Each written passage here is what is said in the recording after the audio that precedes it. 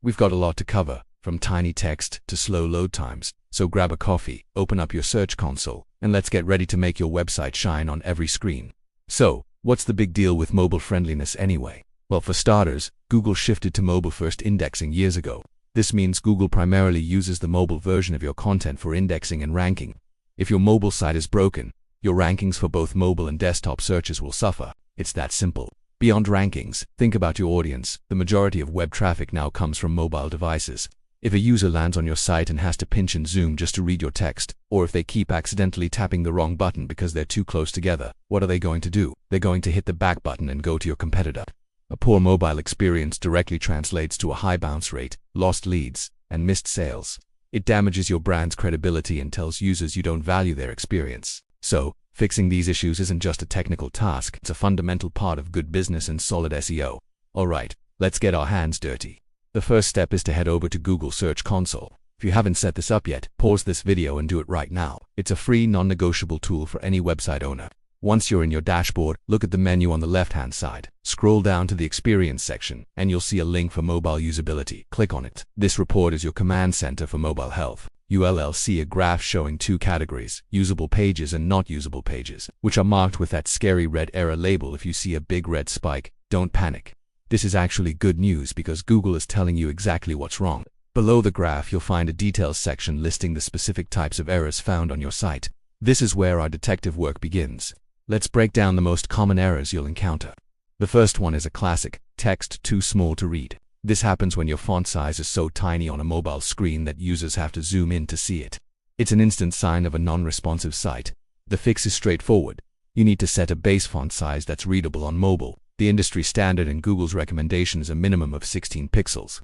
Go into your site's CSS file, that's your style sheet, and set the base font size for your body text. For example, you can write body font size 16 pixels. This ensures your main content is immediately legible without any extra effort from the user. It's a small change with a massive impact on user experience. Next up, clickable elements too close together. Have you ever tried to tap a link on your phone, but your finger is too big and you hit the one next to it by mistake? That's this error. It's incredibly frustrating for users. Google flags this when buttons, links, or menu items are packed too tightly. The solution is to add more space. In your CSS, you need to increase the padding around your clickable elements and the margin between them.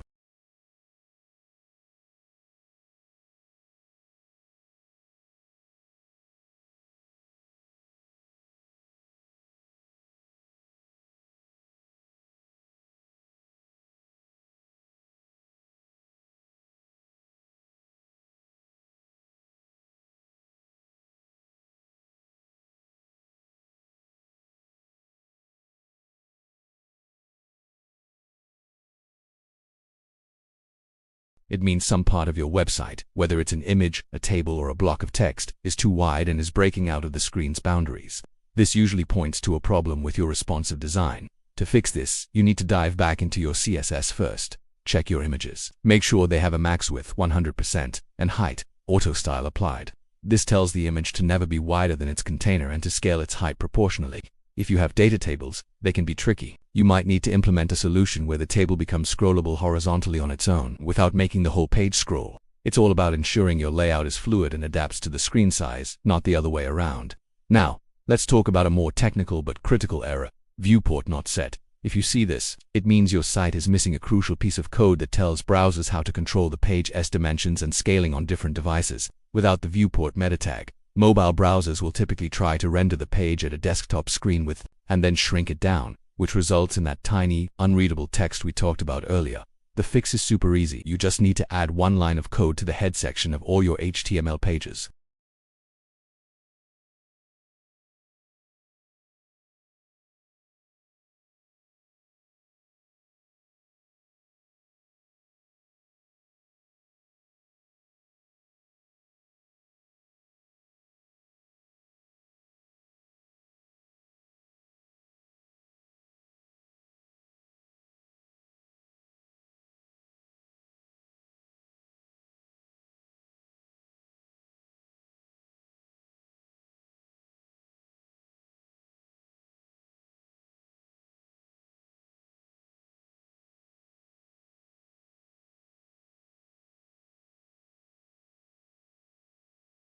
Okay, So you've identified the errors, you've gone into your code, and you've implemented the fixes. What's next? You can't just hope Google notices. You need to tell them. Go back to your Mobile Usability Report in Search Console. Click on the specific error you've just fixed. You'll see a prominent button that says Validate Fix. Click it. This initiates a validation process. Google will put your affected pages into a queue to be recrawled and checked. This can take a few days or even a week, so be patient. You'll receive an email notification from Google once the process is complete, letting you know if the fix was successful. If it was, you'll see those error counts start to drop and your usable pages count will go up. It's incredibly satisfying to see that green passed message here. A pro tip to help you stay ahead of the game: don't wait for Google to find your errors. Be proactive. Before you even publish a new page or a design update, use Google's own mobile-friendly test tool. It's a simple, free tool where you just plug in a URL, and it will analyze the page in real time, telling you if it passes the mobile-friendly test and highlighting any potential issues. Make this a standard part of your pre-launch checklist. Testing your pages beforehand saves you the headache of having to fix them later and prevents any temporary damage to your rankings or user experience. It's like proofreading an article before you publish it. It's just good practice.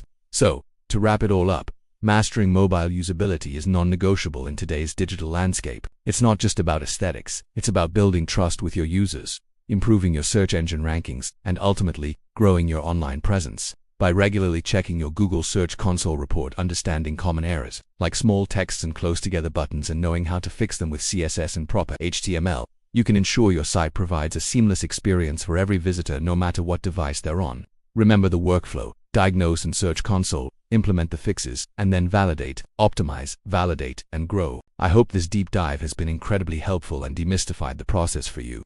If you learned something new or found this guide useful, I would really appreciate it if you could hit that like button. It helps the channel out more than you know.